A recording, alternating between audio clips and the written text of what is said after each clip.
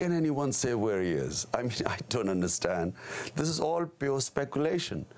He could be anywhere in the mountains of Afghanistan. I don't think people have any idea what this whole region is. These are wild, mountainous countries. There is no border. There's a 1,500-mile border with Afghanistan and Pakistan. There is no border. There's no checkpost. There are no, people have always crossed from one side to the other. The same Pashtun tribes, half of the tribe would be on one side of the Durand line or the border, half is on the other side. How can anyone say what is going on where? And so this is pure speculation that he's on the Pakistan side of the border. He could easily be on the other side of the border. You're here in the midst of the presidential race. Senator Barack Obama just won in South Carolina. In the debates, he talked about authorizing the U.S. military to carry out unilateral attacks inside Pakistan without the support of the Pakistani government if there was actionable intelligence against al-Qaeda. Well, okay. The U.S. has already conducted attacks inside Pakistan. And I'll give you one example.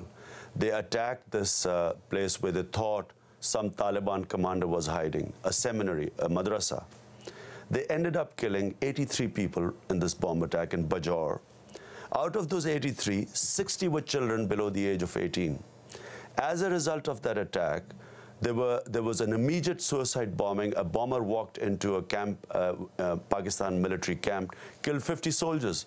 Now, if the U.S. gets it wrong and does these attacks, which it has got wrong several times, killed innocent people, all that is happening is that those people, because the U.S. is just doing aerial bombing, those people then attack the Pakistan army. And as I said, the casualties that the Pakistan army is taking, it's unsustainable. They are having 40, 50 soldiers dying a day. When innocent people are killed, and among the Pashtuns, they take revenge against the Pakistan army. They've done suicide bombings inside the GHQ in Rawalpindi. They've gone inside the commando base and blown up soldiers. So if the U.S. has this intelligence, surely if the Pakistan army is taking these casualties, they should take them into confidence and tell them to deal with the situation, rather than taking unilateral action and then most of the time getting it wrong, ending up alienating the people, and then people taking their anger out on the Pakistan army. There's been polls done in Pakistan that show a serious amount of support for Osama bin Laden, that he is actually more popular than President Bush. Well, this is the issue. Why is this the case? On 9/11, when everyone in Pakistan from across the political spectrum stood with the U.S., why is it now that the situation has come to this, that basically when you say support for Pakistan, Osama bin Laden, it basically means anti-American. At the moment, anti-Americanism is growing in Pakistan.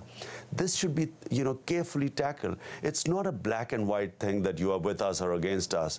They hate us. Why do they hate us? You should find out, why is this alienation going on?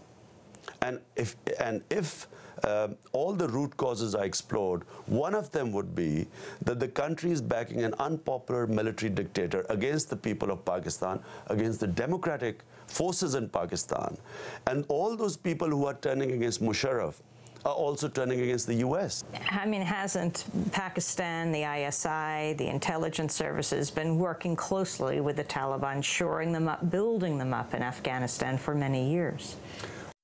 Well, if you go a little further back, then ISI and CIA were shoring up the Afghan Mujahideen.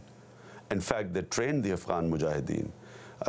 The whole of 80s, the people who were being trained in acts of terrorism against the Soviets were the Mujahideen, who most of them later on became Taliban. So the relationship actually goes right back to the 80s, where the CIA also had a relationship with them. Then, of course, when the Soviets left, the Americans basically abandoned Afghanistan, and chaos prevailed, where the warlords took over various parts of the country. And the movement of Taliban was a genuine popular movement started against these warlords. And then, unfortunately, this movement then degenerated into what were total Islamic fundamentalists. Have you ever considered a power-sharing agreement with Musharraf? Absolutely not, because that would be negating our democracy. Remember, Pakistan, you know, when we talk about Pakistan's democracy, you should only look at India, because our history is similar to India. We were the same country separated in 1947. And we came in, Pakistan came into being through democracy, through a vote. And people in Pakistan are quite prepared for democracy. There's a level of maturity that prevails amongst the people. Our problem has been, unfortunately, because of this threat of a neighbor 7 times the size, we became a security state. An army became very strong and actually kept interfering in the democratic process. So the way to go about bringing democracy to Pakistan is free and fair elections, independent justice system, not power sharing with a military dictator. Do you think Musharraf should resign? He should have resigned a year back, but he certainly, if we want stability in Pakistan, he must go. He is now the cause of instability in the country. He's attracting terrorism. The people who were not terrorists before, because of him, are now picking up the gun because they're losing faith in the democratic process. When you have rigged elections, when people feel that through their vote they cannot change the system, they are eventually going to pick up the gun. Imran Khan, opposition leader, heads the Party of Justice in Pakistan. He is the cricket star who became a politician, could well be Prime Minister or President of Pakistan someday, though he is boycotting the February 18th elections of General Musharraf. He was imprisoned by General Musharraf in November, among thousands of Pakistanis. We will continue to follow his work in Pakistan. After he left on Sunday, left the United States, he went on to Britain, where he, his ex-wife, Imran Khan, and many others were protesting the meeting of British Prime Minister